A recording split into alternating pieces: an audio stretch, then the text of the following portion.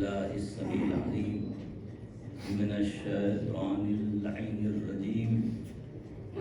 بسم الله الرحمن الرحيم. الحمد لله رب العالمين، والصلاة والسلام على النبي الأمي أبي القاسم محمد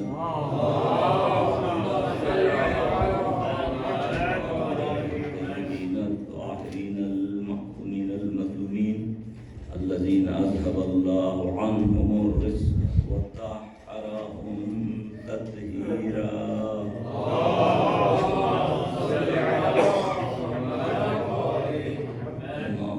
قال الله سبحانه وتعالى في محكم كتاب الحكيم: ووصينا الإنسان بوالديه حملته أمه وهنا على وهن وفصاله في عامين أن اشكر لي ولوالديك إلي المصير. صلوات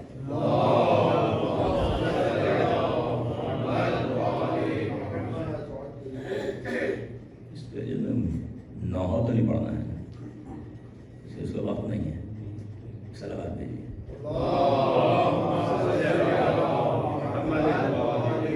مجھے پہلے سے پتا ہوا نا، پہلے ختم کرنا پڑے گی ظاہر. ٹھیک ہے، تو 15-20 منٹ میں پڑھ لیتا ہوں، ان شاء اللہ 9 پڑھ. ایک صلوات دیجیے.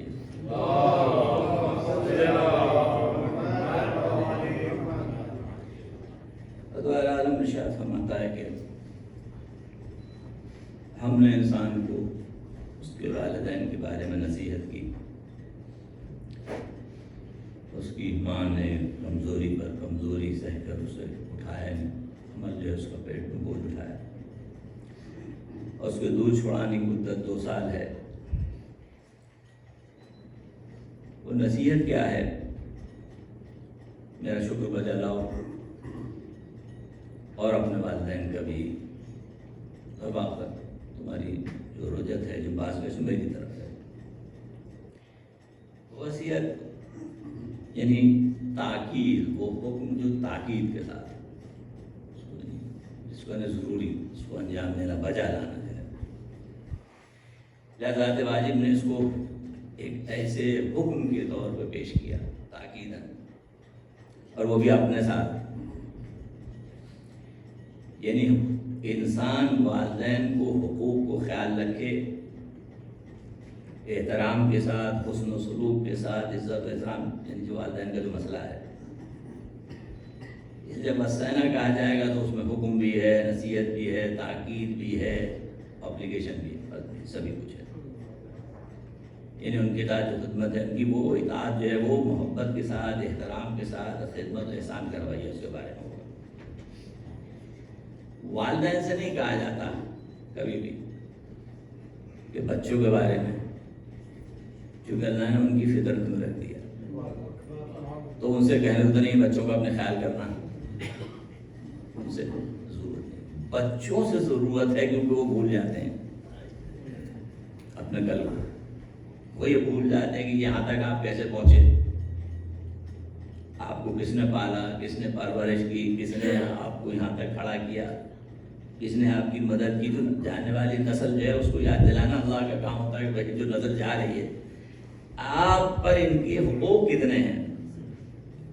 تو یہ شریعت نے اس کو رکھ دیا. پھر بات بچوں کے لیے تمہاری ذمہ داری ہے کہ تم کیا خیال کرو، شکر ادا کرو. اب یہ حکم تو والدین کے لیے ہے، یعنی تمام. لیکن جب بھی قرآن ذکر کرتا ہے اس حکم کا، تو والدین کا ذکر کر کے جو دلیل پیش کرتا ہے وہ ماں کی پیش کرتا ہے. کلام الہی نے 2 جگہ اس کو ذکر کیا ہے اسی حوالے سے. ایک سورہ عقاب، سورہ لقمان.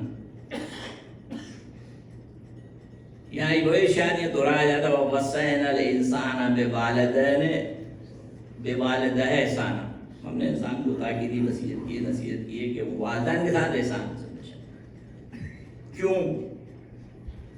حملتہ امہ کرہا ووضعتہ کرہا. کیونکہ اس کی جو ماں نے اس کو بڑی تکلیفوں کے ساتھ کھا رکھا اپنے پیٹ دوران حمل، جس کی تکالیف ہے. ہم لوگ وہ فصال و سلاسون شہرہ عمل سے لے کے وہ دودھ چھوڑانے کی مدت تک جو اس کے 30 مہینے بنتے ہیں، یعنی گویا کہ پورا لگا لیا وقت آپ 30 ماہ، یعنی ماں جو مصروف رہتی ہے بچے کے لیے اس سارے اس کے اندر، تو اس پر کیا لازم ہے کہ وہ احسان،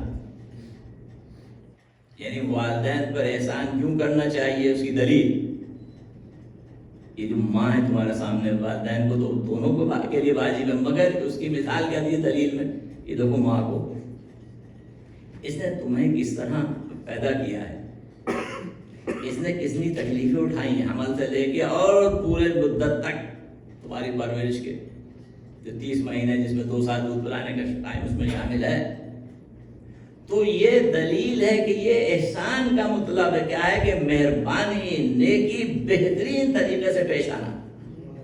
یہ احسان اردو والا نہیں ہے، یہ عربی والا احسان ہے، یعنی بہترین طریقہ جو اس میں کیا جائے، یعنی مطلب خوبصورتی کے ساتھ، عمدگی کے ساتھ آپ برتاؤ کریں گے ان کے ساتھ، والدین کے ساتھ. کیوں کریں گے وہ بتا دیا کہ والدین کون ہے، اس میں جو مثال بتائی وہ ماں کی. کیوں؟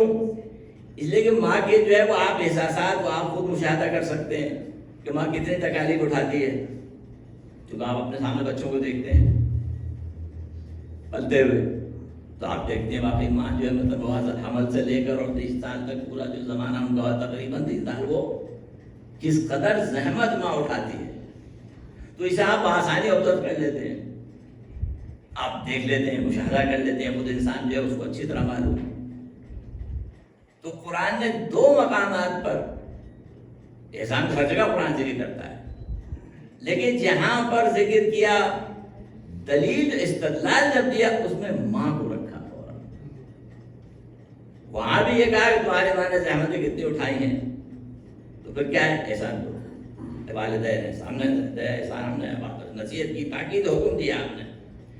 یہاں بھی یہ ذکر کیا ہے لقمان نے، وَوَصَّيْنَا الْإِنسَانَ بِوَالِدَيْهِ، ہم نے انسان کو وصیت کی، تاکید حکم دیا. کیا کی؟ ان اشکر لی وَلِوَالِدَيْكَ، درمیان میں پھر ٹکڑا آ گیا.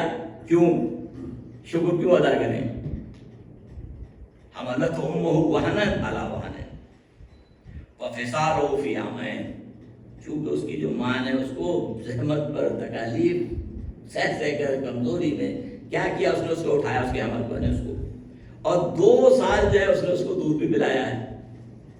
تو کیا کرے پھر وہ ان اشکر لی وَلِوَالِدَيْكَ، وہ شکر ادا کرے کس کا؟ میرا اور اپنے والدین کا، کیونکہ میں اصل خالق میں ہوں. تو مسبب الاسباب وہ ہے، مگر جو اسباب ہیں ان کا اتنا ہی حق ہے. جو اسباب ظاہری ہیں وہ والدین، انسان کے وجود میں، انسان کی پرورش میں. تو خلاصہ کیا آیت کا وہ ہے کہ وَوَصَّيْنَا الْإِنسَانَ بِوَالِدَيْهِ أَنِ اشْكُرْ لِي وَلِوَالِدَيْكَ. میں نے یہ تاکید کی ہے کیوں؟ اپنا شکر، میرا شکریہ والدین کا شکریہ ادا کریں. اور کیوں کریں؟ ماں مثال دی تاکید، کیونکہ ماں نے جو تمہارے لیے زحمت کی ہے، یعنی والدین دونوں شریک ہیں مگر خاص طور پہ جو ماں کا رول ہے، اس لیے ان کا مقام زیادہ بھی ہے، عزت بات ہے کام کے لیے. تم میرا شکر ادا کرو. اس میں حمل بھی ہے، ولادت بھی ہے، دودھ پلانے کا پورا مرحلہ، اس کی جسمانی، روحانی پوری جو تربیت ہے وہ ماں کے حصے میں آتی ہے. کیونکہ جو اسے کہا تھا پہلا مدرسہ ماں کی گود ہوتی ہے، اور جس دن سے یہ گود اجڑی ہے یہ مدرسہ ویسٹ میں، وہاں نسلیں برباد ہو گئی. انہوں نے کھڑا کر دیا فیکٹری میں لے جا کے واڑ وار کے بعد. وہ الگ ہے جائز اور ناجائز میں نہیں جا رہا ہوں. بات یہ ہے کہ جب یہ مدرسہ اجڑ گیا تو نسلیں بھی اجڑ گئی، اور پھر کی گلی میں ہاتھ میں کیوں یہ سب ہوتا ہے؟ کیونکہ ڈسفنکشن فیملیز ہو گئی، تباہ ہو گئی، برباد ہو گئی، ان میں کمیونیکیشن ہی نہیں ہے ان میں. اب یہ ہر معاشرے کا یہی حال ہوگا جو بھی اس کی کاپی کرے گا، یعنی کسی مذہب سے اس کا تعلق ہے، انسانی بیہیویئر سے تعلق اس کا، کہ آپ کس طرح وہ خدا نے جو ایک قانون بنایا ہے کہ یہ پہلی انسٹیٹیوشن ہے یہ ماں کی گود، اگر وہاں پر اس کو سب نہ ملا اس لیے اس کی ماں کی ذمہ داری کیا ہے کہ وہ جسمانی روحانی سب اس میں شامل ہے. اس لیے خالقہ کے شکر خدا اور شکر والدین ایک ہی سلسلے کی کڑی ہے. خالق حقیقت کا شکر بھی واجب، اور جو تمہارے والدین ہیں ان کا بھی، کیونکہ یہ بھی اللہ کی نعمتوں کے ظاہری وسیلے ہیں انسان کے لیے. نعمت پروردگار جو بھی جانتا ہے اس کو کیا شکر ادا کرتے ہیں کہ نہیں کرتے؟ کرتے ہیں. جب بھی انسان نعمت کو دیکھتا ہے فوراً شکر ادا کرتا ہے. تو جسے اس کا اندازہ ہو جائے وہ ماں کی قدرشانی کرے گا، قدرشناسی کرے گا، احترام بھی کرے گا اس میں. اس لیے خالق نے ماں کی تکالیف کو اجاگر، کیونکہ آپ مشاہدہ کر سکتے ہیں بآسانی، کیونکہ آپ کو نظر آتا ہے بہت آسانی سے. آپ دیکھ سکتے ہیں کہ ماں کتنی زحمت اٹھا رہی ہے اس سلسلے میں، یعنی آپ کے وجود کے لانے کے سلسلے میں، اس کی بقا کے سلسلے میں، اس کو ماں کے کردار جو وہ سامنے آپ کے. لہذا اس کو خالق نے اہمیت دی، کہا کہ میرا شکر تو آخرا نشیل واجب ہے، کیونکہ میں اصل منی واقعی ہوں. یہ بھی اسی کے حقدار ہیں تمہارے والدین، یعنی تمہارے وجود کو یہاں معیار بنایا. بس شکر خدا اور شکر والدین ایک ہی اخلاقی نظام کی دو کڑیاں ہیں. جہاں بھی حضرت ارشاد فرماتے ہیں یہی سلسلہ جو ہے کہ یہ کیوں ہے اصل میں کہ در حقیق یہ جو حقیقت ہے نعمتوں کی، اس کو کیسے سمجھتے ہیں آپ؟ نعمتوں کو سمجھنا ہے تو جب تک آپ نعمت کی معرفت نہیں کریں گے تو آپ اس کی قدر بھی نہیں کریں گے. تو اس لیے ضروری ہے کہ آپ پہلے نعمت کو سمجھیں، نعمت ہے کیا. جب آپ نعمت کو پہچانیں گے تو پھر منعم کی طرف جائیں گے کہ دی کس نے ہے. منعم کی مگر جانے تو آپ شکر کس کا جانتے کہ آپ کو پتہ ہی نہیں، آپ کے لیے ضروری ہے.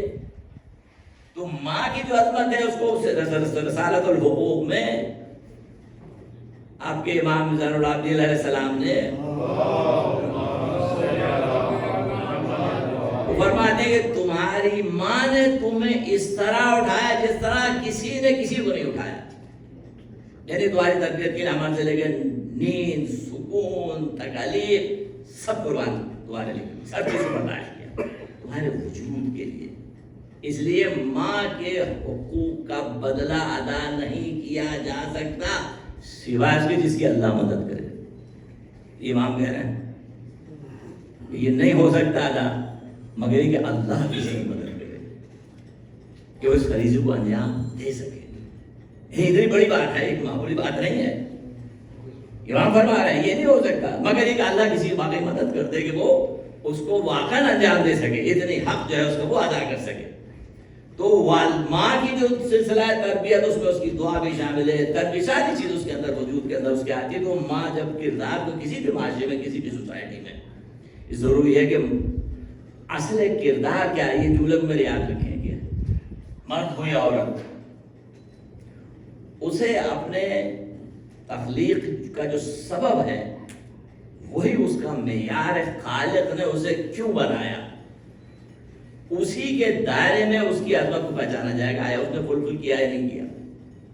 جب کہتا ہم نے بندگی کے لیے بنایا، اب اسے دیکھا جائے گا بندگی میں احکام ہے نا سب اس کے، کیا کیا ہے کیا کیا نہیں کرنا.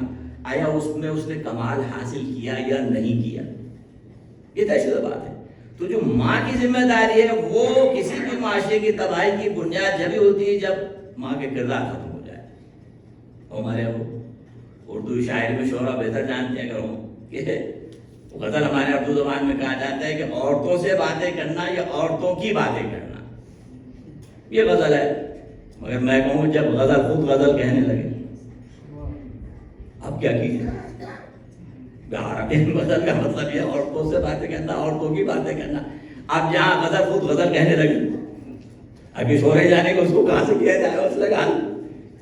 تو اب مسئلہ کیا ہے کہ بھئی ہمارے بھی سماج میں کوئی کردار ہونا چاہیے، ہم بھی ہر فن میں ہونا چاہیے. اس کو دیکھنا پڑے گا تمہاری اصل خلقت کا سبب کیا ہے، آیا وہ تم نے اسے پورا کیا یا نہیں.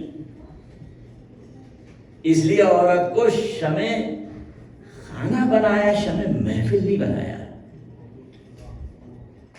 اس کی موضوع یاد رکھیں، بات خواتین سمجھ لیں.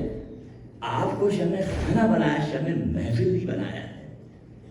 تو آپ جو بھی کام کریں اس پہ بات کو خیال رکھنا ہے خالق نے آپ کی اصل ذمہ داری کیا دی ہے. چونکہ آج کل ماڈرن زمانہ اس لیے ہر فیلڈ میں جا رہا ہے، اس میں چاہے گھر رہے نہ رہے، شادیاں فیل ہو نہ کام ہو، کچھ ہو یا نہ ہو، مگر یہ کہ انسان کی دیکھو کتاب اس کی چھپی بھی ہو مطلب سامنے، وہی پوچھے گا ہم نے تمہیں جو خلقے تھے کہ اس کو پورا کیا آپ نے؟ تو یہ جو ماں کا، اس لیے ماں کی عظمت جو بیان تو ایسے تو نہیں ہوتی یوں بیان، وہ جب اتنی بڑی عظمت دے رہا ہے، میں نے کہا نا قرآن جہاں بھی ذکر کرتا ہے اس میں مثال ماں کو پیش کرتا ہے، یعنی والدین کے آپ احسان کرنا ہے، شکریہ ادا کرنا اور احسان کرنا کس بات پر ہے؟ ماں کو معیار بنا کے، اور ظاہر ہے اس کا خالی تخلیق پر خالی پیدا کرنا ہی کافی نہیں، بلکہ جو اس کا کردار ہے شخصیت کے بنانے میں وہ اہم ترین اس کا مسئلہ ہے۔ لہذا یہ جو جس طرف آپ غور کرتے ہیں، جب اس طرف آپ کو نظر آتا ہے کہ پروردگار نے اس کو توجہ دلائی انسان کی احسان اس طرف کو توجہ کرنے کے لیے، اس کا شکریہ ادا کرنے کے جو مادی وجود ہے انسان کا، قریب ترین جسے کہنا چاہیے آپ، وہ انسان کا والدین ہے جس کو انسان آبزرو کر سکتا ہے۔ اسے گانے شکر لیے والے والدین، میرا بھی شکریہ ادا کرو ان دونوں کا، اور اسباب وجود میں، یعنی انسان کے وجود کو معیار بنایا ہے۔ یاد رکھیے کیوں بنایا ہے، یہ ضرورت کی بات ہے، چونکہ وجود انسان انسان کے لیے سب سے بڑی نعمت ہے، خود انسان کا وجود، انسان کسی اور کو سمجھا اپنے آپ کو تو سمجھتا ہے، وجود انسان انسان کے لیے سب سے بڑی نعمت ہے، اور والدین اس وجود کے قریب ترین ظاہر ہیں، وہ والدین ہے اس کے۔ اب انسان کے بعد جو کچھ بھی یوں کہیں آپ، انسان اپنے وجود میں، اپنی ذات میں جو بھی کمال حاصل کرتا ہے یا انجوائے کرتا ہے زندگی کو، تو وجود ہی سے کرتا ہے، وجود ہے تو انجوائے کر رہا ہے، وجود ہے تو سب کچھ ہے اس کے لیے، عقل و سلیم ہے، اس کے بعد نعمت ہوگی، اللہ کرتا ہے، سب کچھ ہے، وہ پی ایچ ڈی کرتا ہے، وہ ڈاکٹر ہوتا ہے، وہ میڈل لے رہا ہے، وہ ایوارڈ لے رہا ہے، اس کی شہرت ہو رہی ہے، اپنے وجود کی کتنا میں خوش ہوں۔ یہ وجود کہاں سے آیا سوال ہوگا، تم نے اپنے آپ کو پہچانا کہ تمہاری کتاب چھپی ہوئی ہے، تمہارا اخبار میں نام چھپا ہوا ہے، تمہیں دنیا تعریف کر رہی ہے، تمہیں ایوارڈ دیا جا رہا ہے، آئی ایم سمبڈی، یہ سمبڈی کہاں سے وجود میں آیا ہے، یہ یہاں تک پہنچا کیسے؟ تو یہ انسان کے لیے سب سے بڑی نعمت اس کا وجود، اور جب وہ جانتا ہے میرا وجود ہے تو اپنے وجود پر کس کا احسان ہے؟ ظاہر تو اس ہے جو خالق حقیقی ہے، اور دوسرے وہ جس نے ان میں کردار ادا کیا ہے، یعنی والدین۔ تو اس لیے خالق نے کیا معیار بنایا کہ ایک ماں کو دوسرا اپنے وجود کو انسان کے کہا، دیکھو تمہارا وجود ان کی وجہ سے ہے، یعنی ماں باپ، یعنی ماں۔ تو اب دنیا میں تم کچھ بھی ہو جاؤ، اپنے وجود کو اگر تم نے پہچان لیا کہ تم کچھ ہو، تو پلٹ کے دیکھو کس کی وجہ سے، یعنی تمہیں اس وقت احساس ہونا چاہیے، معرفت، اپنے وجود کی معرفت جب ہوگی تو تمہیں اس طرف جانا ہوگا۔ آپ کو کوئی گفٹ دیا جاتا ہے اور گفٹ آپ کو بہت پسند آیا، بہت اچھی بات ہے، تو اس کا لازمی نتیجہ کیا ہے کہ کس نے دیا ہے یہ گفٹ؟ اگر آپ کو بہت سے گفٹ پسند آ گئے، کس نے دیا بھائی، شکریہ ادا کروں۔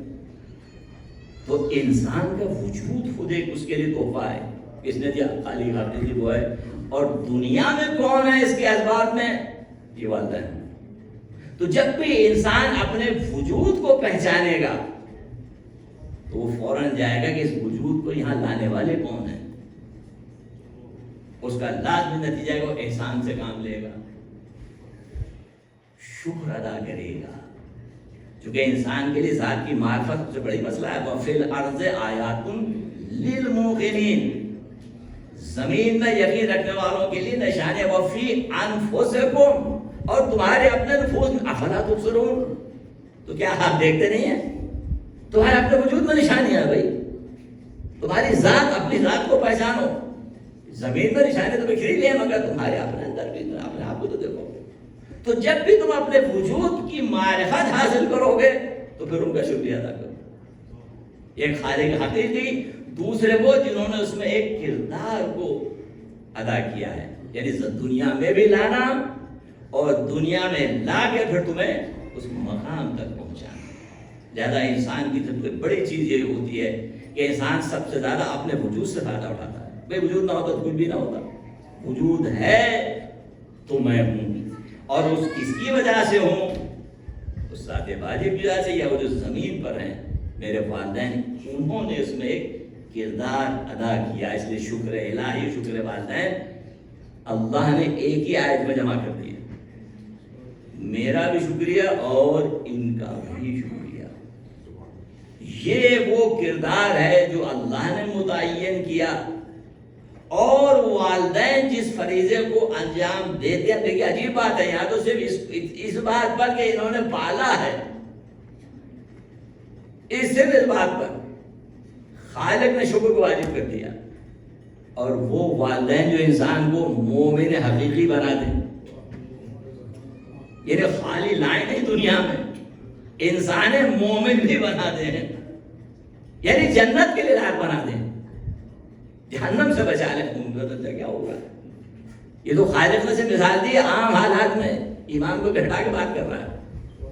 اس لیے والدین چاہے کافر ہی کیوں نہ ہو، ان کا احترام رہے گا، ان سے حسن سلوک بھی رہے گا. یاد رکھیں، چونکہ والدین ہیں تو اسباب ظاہری میں چونکہ وجود میں شریک ہیں، یہ چاہے کافر ہیں، لیکن دنیا میں تم ان کے ساتھ معروف طریقے سے رہنا ہے. دنیا میں سوائے شرک کے کہ جہاں ہمارا معاملہ آ جائے بس اس کی ببو والی بات نہیں ماننی، باقی تمہیں حسن سلوک سے کام لینا، بہترین طریقہ تم لینا. دنیا کے معاملہ کیوں کہ یہ تمہارے وجود کے ذمہ دار ہیں. دیکھیے رد عالم کتنی اہمیت دے رہا ہے اس بات کو، چونکہ تمہارے وجود میں لانے کا سبب ہے یہ. اور اگر وہ والدین کہ کیا کہنا ہے کہ جو آپ کو جنت کے لائق بنا دیں، جو آپ کو اہل بیت کی محبت میں پیدا کریں، جو آپ کو دین حقیقی تک پہنچا دیں. وہاں کہتا ہے وجود انسان کتنا ہے کہ وہ من آیا فکرنم آیا نا سے جمعیہ، جو ایک کو زندہ کر دے، ایک لفظ پورے انسان کو زندہ کر دیا، تمام انسان کو زندہ کر دیا. تو یہ جو انسان کی حقیقت ہے، تو اس میں جو بھی انسان اپنا کردار انجام دے گا، اب دیکھیں عجیب بات ہے، اگرچہ جہاں فرماتے ہیں کہ اگرچہ ظاہراً تو یہ حکم ہے، مگر یہ حکم کی بنیاد پہ نہیں کر رہے ہیں آپ اس کام کو. یہ تم لوگ میرے یاد رکھیں، کبھی کبھی انسان کسی کا حکم مانتا ہے مگر بیزاری کے ساتھ، ہوتا کہ نہیں، ناگواری کے ساتھ. یہ حکم تو ہے اللہ کا، شکر ادا کرو، ان کا احسان کرو، ہو گیا. اور کیا کریں، حکم ہے، کیا کریں، حکم ہے. تو بیداری سے تو انجام ہو سکتا ہے نہیں. اگر تم عقل استعمال کرو گے تو جو میں نے جو حکم دیا تھا، تم دیکھو بیچ میں نے تمہیں کیا کہا ہے. یہ جو تمہاری ماں ہے، یہ تمہارا وجود جو دنیا میں ہے، والدین کی جو ضرورت ہے، وہ حکم کی وجہ سے نہیں کرنا. اپنے احساس کو بیدار کرو، اپنے وجدان سے کام لو، عقل کی دلیل کو دیکھو، تمہارا وجود ان کی وجہ سے ہے، اس لیے نہیں کہ میں نے حکم دیا ہے. تم لوگ یاد رکھیں، اس لیے کہ میں نے حکم کے یہ دیکھو یہ ڈیزرو کرتے ہیں. عقل تمہاری خود کہے گی، تمہارا احساس، تمہارا وجدان تم حکم دے گا تمہیں کہ ان کی قدر کرو. یہ وہ لوگ ہیں جنہیں تمہیں دنیا میں لے کر آئے، انہوں نے تمہاری روحانی تربیت کی ہے. ورنہ حکم تو آدمی بیداری سے بھی انجام دے ہی دیتا ہے. اگر یہ خالق کا حکم کو بیدار جائے تو خالق کو پوری نہیں کرتا، وہ ایک الگ موضوع ہے. کوئی بھی شخص اگر واجبات الہی کو ناگوار انجام دے، اس کو منہ پہ مار دیا جائے، چونکہ وہ خالق جو بے نیاز ہے. یا نہیں، خالق بے نیاز ہو گئے، مجھے کیا ضرورت ہے، کس نے کہا تو اس سے مت پڑھو، کچھ نہ کر.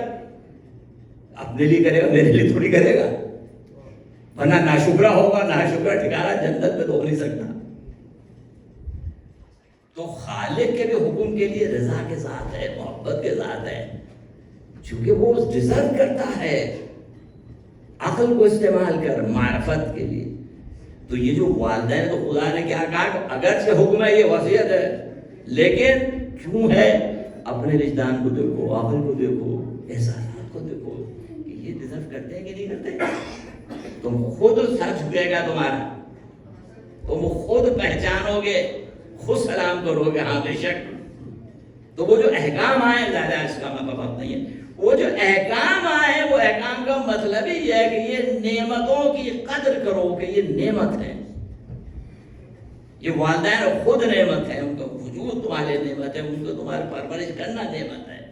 تو یہ انسان میں شکر گزاری کا جب شعور پیدا ہوگا تو پھر وہ قانونی طریقے سے نہیں ادا کر رہا ہے بلکہ احساسات کے ساتھ ادا کرے گا، سر جھکا کے ادا کرے گا، نرمی سے ادا کرے گا، محبت سے ادا کرے گا، یہ سمجھ کے ادا کرے گا میں حق ادا نہیں کر سکتا.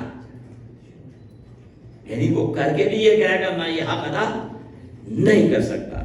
اور حقیقت حدیث ہمارے اتنی کثیر ہے، اس کو یہ بار بار یہ کہتی ہیں کہ اگر کوئی آدمی کہتا ہے یا رسول اللہ میں نے یہ کر دیا، میں نے اپنی ماں کے حج کرایا اور کیا کیا تقاضے اٹھائیں ان کا، یہ اس ایک رات کا بھی بدلہ نہیں جو تمہارے ساتھ وہ سوئی تھی. یعنی جو گیلا بستر تھا اس کا، وہ جو تمہیں راتوں کو جگہ جگہ کے تمہیں پال رہی تھی، وہ ایک رات کا بھی بدلہ نہیں ہے. یہ ساری زحمتیں میں نے پیٹ پہ اٹھایا، میں نے طواف کرایا، میں نے یہ کیا، میں نے کہاں کی باتیں، یعنی بدلہ ہو گیا. کس بات کا بدلہ؟ ارے وہ ایک رات کی قیمت نہیں ادا کر سکتے تو پرورش کی. تو یہ جو دین آپ کو جس طرح لے کر آئے اس کی توجہ کیجیے کہ ماں کی کتنی بڑی حقیقت ہے. ذرا غور کیجیے تو ماں کی جو محبت ہے اپنی اولاد کے لیے، اس کی کوئی مثال نہیں جا سکتی. وہ اتنی فطری ہے کہ وہ اپنے وجود کو بھول جاتی ہے بچے کے سامنے. میں جملہ مسائل کی طرف جملہ تمام کر دوں کہ ماں کے لیے سب سے خوشگوار ترین لمحہ جب اس کا بچہ اس کی آغوش میں آتا ہے 9 مہینے کی زحمتوں کے بعد، وہ سب بھول جاتی ہے تکالیف کو، کیونکہ خوبصورت ترین لمحہ ہے زندگی. اہل بیت کے گھر میں بھی یہ نوبت آتی ہے. زہرا کی گود میں حسین آئے، کتنا خوبصورت ترین لمحہ ہے ماں کے لیے. لیکن اسی لمحے میں پیغمبر آنسو بہا رہے ہیں. کیوں بیٹا؟ یہ امت میری زمین کربلا پر اسے ذبح کر دے گی. مجھے جبرائیل خبر دے کے جا رہے ہیں. عزیزو، یعنی اہل بیت کے گھر میں ہر ماں جو خوش ہوتی اس لمحے میں، یہ وہ لمحہ ہے اہل بیت کا کہ گھر میں خوشی آئی مگر غم کے ساتھ. گویا کہ حسین کے لیے رسول مجلس پڑھ رہے تھے، امام علی سہارا دے رہے تھے کہ زہرا کو سہارا دو. یہ آسان نہیں ہے سننا. ماں کی تکلیف عزیزو، یہ وہ مجلس پیغمبر نے تو پڑھ دی، مگر اس کے بعد چونکہ خبر مخبر صادق نے دی ہے تو اس کے غلط ہونے کا کوئی امکان نہیں ہے. تو اب زہرا جب تک زندہ ہے حسین کو آتا جاتا دیکھتی ہیں، تو ہر روز روزے عاشور ہے زہرا کے لیے، ہر روز کربلا ہے زہرا کے لیے. چونکہ زہرا کو پتہ ہے خبر مخبر صادق کی ایسا ہونا ہے. میں کہوں گا شہزادی آپ نے تو خبر سنی، اگر آپ کربلا میں ہوتی تو یہ اس بہن سے پوچھئے جو آپ کی نیابت کر رہی تھی کہ جہاں سینہ شبر کا زانو سینہ حسین پہ تھا، جالس اللہ صدرہی، اور بہن بیٹا